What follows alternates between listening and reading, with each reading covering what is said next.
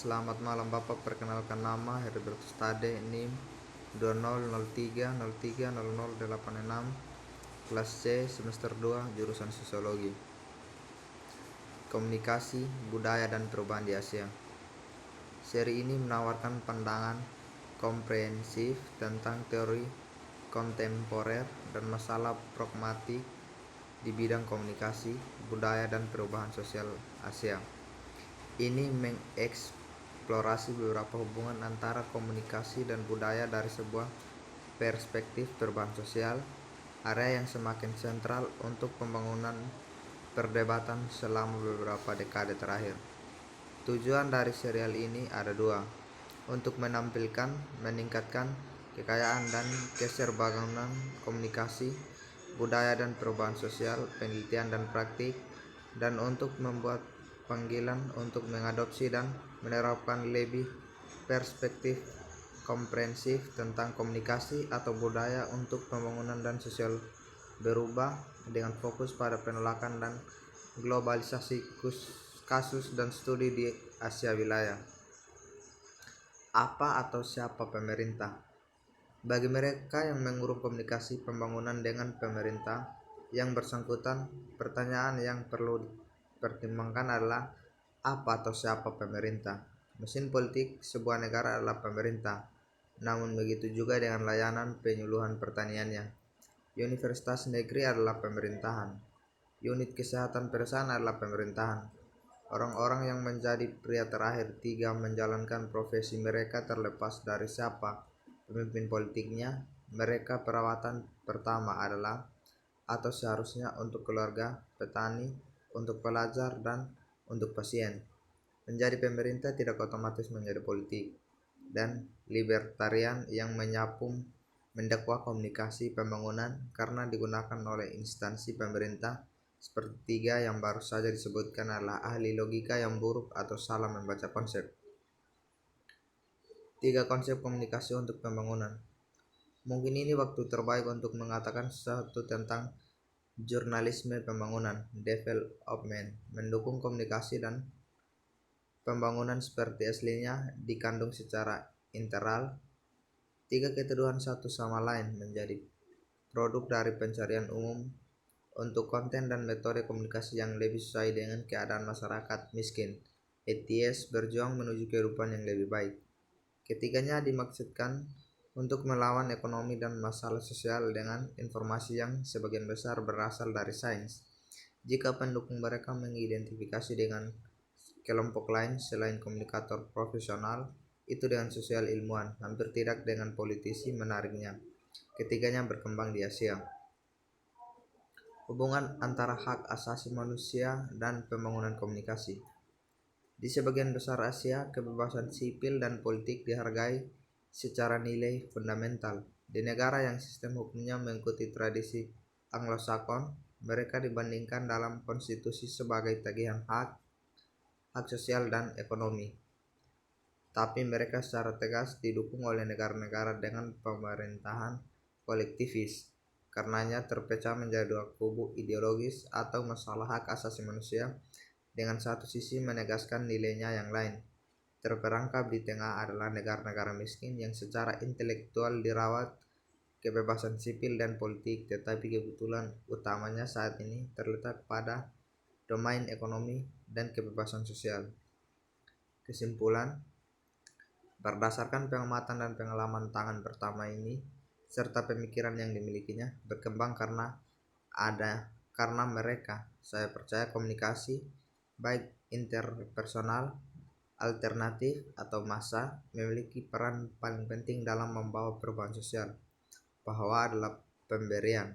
Apa yang tidak begitu jelas adalah menentukan komunitas yang paling cocok, kation untuk proyek dan audiens tertentu, dan yang paling sederhana, paling hemat biaya cara membuat dan mendistribusikan pesan, dan lebih dari sekedar membuat orang sadar, memberikan pengetahuan, menemukan strategi yang paling efektif dalam mengubah sikap mereka dan praktik. Pemuda Ikanva membantu pemuda miskin untuk pergi ke perguruan tinggi. Proyek di Afrika Selatan dinyatakan pada tahun 2003 dan melalui Center Pendampingan pada tahun 2005. Yang dilakukan adalah menyediakan sistem bimbingan belajar gratis untuk pedesaan dan siswa sekolah menengah perkotaan yang miskin untuk mempersiapkan mereka masuk perguruan tinggi. Bimbingan dilakukan oleh mantan siswa dalam program yang menjadi sukarelawan mereka waktu sebagai pembayaran untuk les yang mereka terima. Para siswa yang menerima les ini memiliki tingkat keberhasilan yang jauh lebih tinggi untuk masuk ke perguruan tinggi atau untuk memperolehnya bekerja dari siswa sebanding yang tidak menerima layanan ini. Bimbingan itu mulai melayani siswa sekolah menengah yang berada di pedesaan atau daerah yang kurang terlayani, tempat masuk perguruan tinggi atau pekerjaan langka.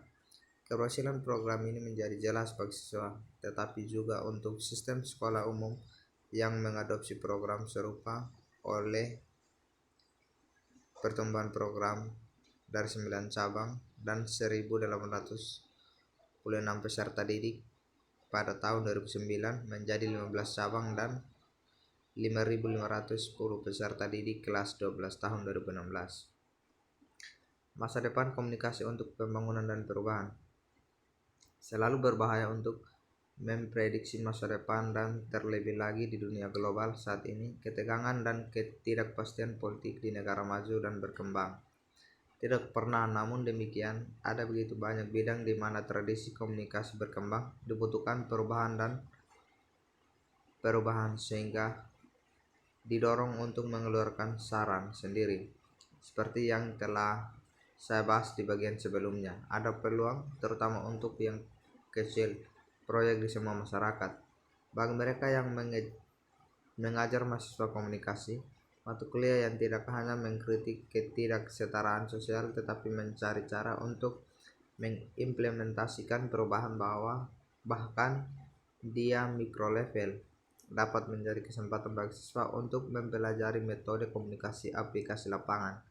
Siswa dapat didorong dalam kursus yang mempromosikan innovative thinking, apakah itu melibatkan teknologi canggih atau tidak. Kelahiran DSC, Development Support Communication, didirikan sebagai disiplin di dalam sistem PBB pada akhir 1960-an. DSC berutang visinya kepada Erin Childers dan Melika Panjaiton dari UNDP dan Jack Lee dari UNICEF. Childers adalah putranya dari keluarga Irlandia terkemuka dan ayahnya adalah Presiden Irlandia. Di tahun 1950-an dan 1960-an, Childers adalah seorang peneliti dan penulis atau penyair internasional urusan di Timur Dekat serta konsultan untuk PBB.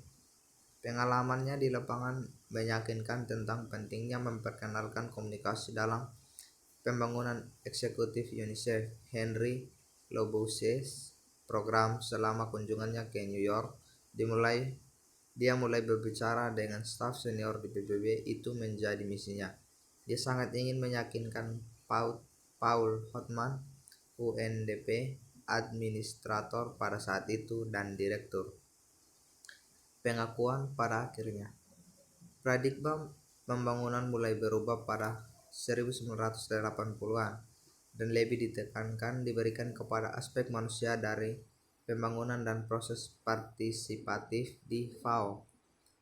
Komunikasi jangka untuk pembangunan menggantikan komunikasi dukungan pembangunan TION. Komunikasi mulai dikenal sebagai proses sosial untuk meningkatkan kehidupan masyarakat, perusahaan, dan meningkatkan partisipasi. Alasan sukses. Jadi pada 1980-an dan 1990-an, FAO diakui secara internasional sebagai pelopor dan pemimpin di bidang komunikasi untuk pembangunan. Ada beberapa alasan untuk pengakuan ini. Yang pertama, setelah konsultasi ahli, pendekatan strategis diterapkan FAO. Yang kedua, ada pengaruh keutamaan. Yang ketiga, cabang menghasilkan sejumlah materi multimedia pendukung untuk advokasi. Yang keempat, proyek-proyek di lapangan memberikan bukti nilai tambah komunikasi untuk pembangunan. Yang kelima, para ahli lapangan memiliki pengembangan kapasitas dan kepemilikan sebagai tujuan utama mereka mendukung lembaga lokal dan nasional yang akan mampu melanjutkan komunikasi untuk kegiatan pembangunan pada saat proyek berakhir. Yang keenam, cabang memiliki hingga 9 staf profesional serta staf umum pendukung. Kesimpulan, lanskap pembangunan saat ini mendukung komunikasi untuk pembangunan dan perusahaan sosial dari pembangunan lain yang diminta oleh donor internasional. Mitra adalah berbagai pemangku kepentingan dan masyarakat sipil selain bagian tradisional NERS. Ini bukanlah lanskap ketika komunikasi dukungan pembangunan lahir di FAO. Pada saat itu pemerintah bahkan keberatan dengan penggunaan istilah sosial dalam kaitannya dengan komunikasi. Namun hari ini setelah bertahun-tahun pengalaman masih beberapa tantangan yang sama yang membutuhkan tindakan.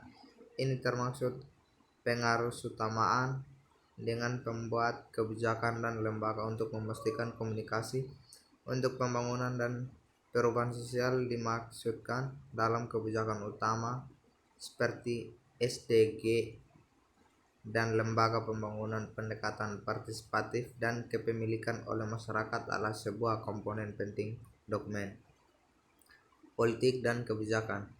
Namun pada saat itu sorotan politik utama atau fokus perencanaan utama adalah di media massa. Pada tahun 70-an dan akhir 80-an, UNESCO semakin meningkat dipolitisasi karena menjadi bagian tengah dari pertarungan antara ideologi yang diperjuangkan di area tata informasi dan komunikasi dunia baru atau NWICO. Itu konfrontasi kira-kira mengangkangi tahun 1972 atau tahun perayaan pemungutan suara PBB di Reds Broadcasting Style Test yang meninggalkan Amerika Serikat dalam satu minoritas, dan 1989 atau adopsi strategi komunikasi baru pada sesi ke-25 UNESCO General Conference, dan itu menyumbang 3/4 dari waktu yang saya habiskan bersama organisasi. Perkembangan adalah pusat dari konfrontasi ini, karena itu adalah produk dari dan wakil untuk debat internasional yang lebih luas tentang tatanan ekonomi baru, kebijakan dan perencanaan. Ini telah menjadi ringkasan yang sangat singkat tentang apa yang telah didokumentasikan secara ekstensif di mana, tetapi saya ingin menghubungkan secara lebih langsung dengan kebijakan dan perencanaan. Secara teori, sebuah kebijakan adalah pernyataan niat, kumpulan prinsip yang dimaksudkan untuk memandu keputusan-keputusan dan mencapai hasil tertentu. Sebagai penggiat dan tahap pertama sebuah perencanaan siklus kebijakan dimaksudkan untuk menyediakan kerangka kerja untuk strategi yang pada gilirannya PIN program kerja. Namun dalam kenyataannya, ketahanan dan efektivitas siklus seringkali rapuh, terutama karena kegagalan dalam perumusan kebijakan, dan strategi ini sama sekali tidak terbatas pada komunikasi. Ini dapat dilihat dimanapun kebijakan dan strategi tetap dibekukan pada tingkat tinggi atau umum, tidak dapat terhubung perencanaan operasional karena konsensus tidak dapat dicapai pada modalitas jalan ke depan. Demikian pembahasan saya, terima kasih.